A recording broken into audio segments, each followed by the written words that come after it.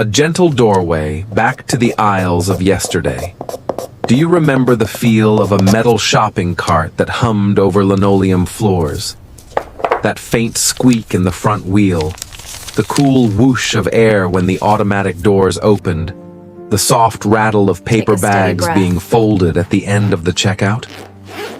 Tonight, let's step into the 1970s. Back when Saturdays had a rhythm, lists were written in ballpoint on the back of an envelope, and a good sale felt like a small celebration. Close your eyes for a moment. What did your main street smell like after a summer rain? Which clerk knew your name? Which store played the song you still hum when you're hunting for a bargain? 1. The ritual of the list, the car, and the cart. In the 70s, shopping was not a click or a swipe. It was a plan. Families penciled out needs during the week, then compared circulars as Friday's paper hit the porch. You started with a list, real ink, real paper, folded and tucked into a wallet or the side pocket of a purse. Gas wasn't just the price on a sign. It was part of the calculation of where to go first and how many stops you could afford. Picture Mary, a young mom in 1974, sitting at her kitchen table after the kids went to bed. The table holds a cup of tea, a grocery ad, and a coupon envelope with a rubber band around it. She circles canned peaches, checks the list for toilet paper, then pencils school socks in the margin. Saturday morning, she loads everyone into the car, no child seats yet, just a firm buckle up, and heads to the grocery store with a promise. If we're quick, we'll stop by the bakery on the way back. The cart was your chariot. You pulled it free from its tight nest, tested the wobbly wheel, and set off down aisles that smelled faintly of floor wax and coffee. Produce wasn't misted by hidden machines. It lived in wooden crates with hand-lettered signs. Oranges felt heavy. Cantaloupes were sniffed for sweetness. Bananas were green or yellow, not a marketing spectrum.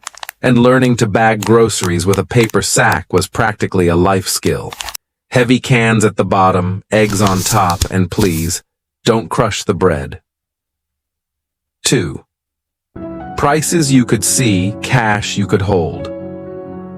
The 70s carried two truths in their pockets: visible prices and tangible money.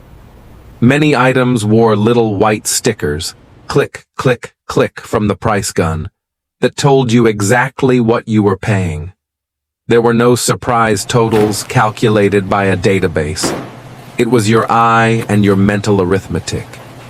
You moved with intention, comparing store brands against national brands, weighing the extra few cents for something you liked better. Meet Carl, a factory worker who got paid on Fridays in a paper envelope for part of the decade. He'd stop at the bank, cash a check, and organize bills into categories: groceries, gas, rent, a little extra. At the store, he didn't need a budgeting app. He needed his hands. He counted as he went, tossing in one treat, a jar of peanut butter the kids loved, then maybe putting back the extra box of cookies if the total looked tight. At checkout, the cashier punched prices on a raised keypad. The register chimed softly, and the drawer popped open with a satisfying clack. Coins slid into their drawers, bills stacked in neat fans. If the total surprised you, you could negotiate your cart right there, remove the coffee or keep the sugar. Prices weren't theoretical. They were right there on the counter, in nickels and dimes. And there was trust. If you were short by a few pennies, the cashier or the stranger behind you might quietly slide a coin forward. "Pay it back next time," someone would say, and they meant it. 3. The department store, the catalog, and the promise of delivery. Before 2-day shipping, there was the thrill of the department store and the patience of the catalog. In town, a department store was a world under one roof. Coats to the left, housewares up the escalator, a perfume counter that smelled like 1,000 tiny choices. You could touch fabrics, weigh a skillet in your hand, and hold it up to the light to see the shine. Gloria, a school teacher, made a monthly pilgrimage downtown. She parked carefully, metered coins lined up on her dashboard, then rode the escalator with a little lift in her stomach every time. She tried on a coat that fit like the word finally. A saleswoman pinned the sleeve with practiced precision and said, "We'll have it ready Tuesday." A purchase came with a bag you were proud to carry. You didn't need a logo to feel it. You had the weight of the item in your hands, and the sales slip folded in your purse like proof of a plan kept. Meanwhile, the catalog was a season in stapled form. Oh, this looks absolutely The big wonderful. book arrived like a mild holiday. Kitchens paused, kids sprawled on their bellies, circling toys and bikes in thick red pen. Adults dog-eared pages for bedding and blenders, measuring windows and countertops before filling out the order form. Delivery wasn't instant, which meant desire had time to become appreciation. When the package finally arrived, a box with that particular cardboard smell, it wasn't just a thing. It was a story, from page to porch to kitchen table. 4. Service with a name tag, clerks, butchers, and the art of knowing. Shopping in the 70s had people woven through it, faces you recognized and voices you trusted. There was a butcher who knew the best cut for stew on a cold week and wrapped your meat in paper with real string. It fits. A pharmacist who asked, "How's your mother doing?" and meant it. A shoe clerk who knelt with a metal sizer and tapped your toe to check the fit. A record store employee who remembered you were the one who liked soul ballads and set aside a 45 they thought you'd love. Think of Mr. Lee, who ran a small neighborhood market. He learned his customers' rhythms. Margaret bought flour on the last Thursday of the month. Tom grabbed milk late after the second shift whistle, and teenage Denise came for strawberry gum when she had babysitting money. When a storm was forecast, he set extra batteries near the register and kept a stack of paper bags close so nothing fell through in the rain.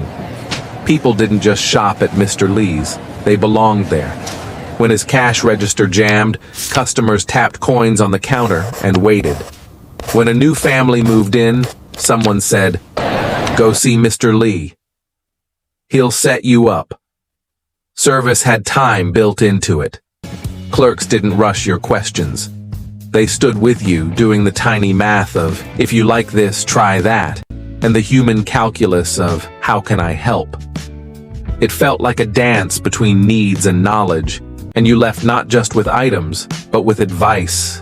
How to season the cast iron, when to plant tomatoes, which socks wouldn't shrink. 5.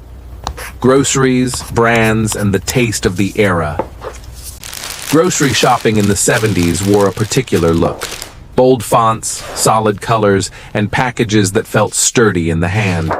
Cereal boxes featured games on the back, tiny mazes and paper cutouts. Soup cans had labels that never tried to outshout you.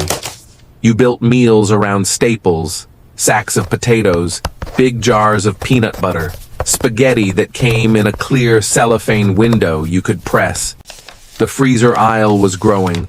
TV dinners, fish sticks, a flavor of ice cream that still makes you smile when you hear its name.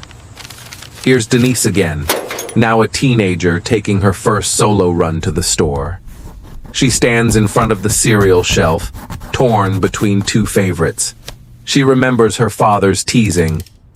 "If it comes with a toy, pick the one with fewer sugar crystals." She turns the box over and reads the back, just because it's fun. At the cheese case, she points at a block, not a bag of shreds. At the end of the trip, she gets a paper bag she can fold and reuse for book covers when school starts. These look And while convenience beautiful. foods were on the rise, many people still cooked from memory. A neighbor might share a recipe scribbled on an index card. Add a splash of vinegar, trust me. Ingredients were fewer, portions smaller, and flavors sometimes gentler than modern palates demand. But the feeling? Generous. You brought home groceries like you were bringing home a promise. We'll get through the week together. 6. Malls, window shopping, and the Saturday stroll. By the mid to late 70s, the mall was a social map. A place to walk, to meet, to try on the idea of the person you might become. You didn't have to buy anything to belong there. You could wander past window displays, feel the air conditioning settle your hair after a hot afternoon, and split a pretzel with a friend while hatching plans for the school dance or Sunday's barbecue. Hank, recently retired from the army, liked to walk laps inside the mall when winter made the sidewalks slick. He'd stop at the watch repair kiosk and talk about tiny gears with the repairman, then duck into the bookstore to check the bargain table. He rarely left with more than a paperback and a smile from the barista who knew his order. But the walk itself was the point. Seeing people, nodding at strollers, catching bits of music from the record store, and feeling like he lived in a town, even when weather pushed everyone indoors. Window shopping was a kind of optimism. You looked at a coat and thought, maybe next month. You looked at a blender and thought, if the overtime comes through. Trying on didn't obligate you. It just brought you closer to a decision you could make with your hands and your eyes, not a thumbnail or a review score. 7. Seasons, sales, and the quiet theater of the checkout shopping kept time with the year. The first back-to-school display brought a whiff of pencils and notebook paper. Halloween meant bins of candy you could actually scoop. Thanksgiving ushered in towers of cranberries and shelves of spices that dusted the air with cinnamon. December turned every store into a stage. Bells near doors, temporary gift-wrap tables where volunteers folded paper with crisp corners and tied ribbons you couldn't quite reproduce at home. At the register lived a little theater. A conveyor belt, if your store had one, moved your choices forward like a procession.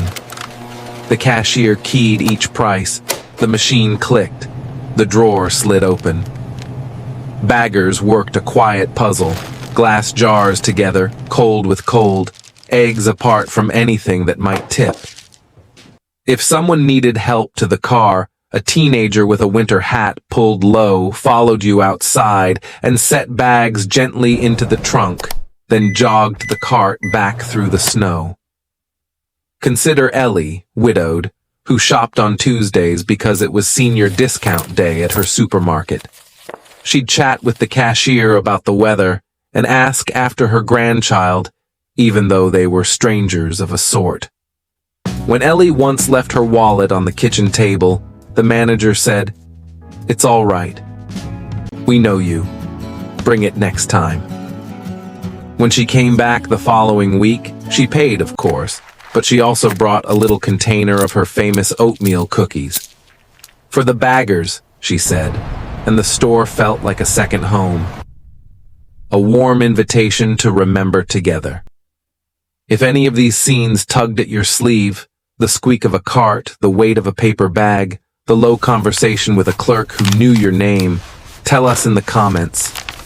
What was shopping like for you in the 70s? She places the parcel Which aisle gently held your into her favorite canvas treat? coat. Which store's air conditioning felt like a blessing on a hot day? How's your mother Did doing? you have a butcher who She's wrapped doing your much better, cut thank in you for paper asking. and twine, or a catalog page that you wore thin with dreaming? If this stroll through the past made you smile, I'd be honored if you'd like this video so others can find it. Subscribe if you'd like more gentle journeys back to the places where everyday life felt sturdy and kind. And if there's someone in your life who would enjoy remembering with us, an old friend, a sibling, a neighbor, share this with them tonight. The best memories, like the best shopping trips, are the ones we take together.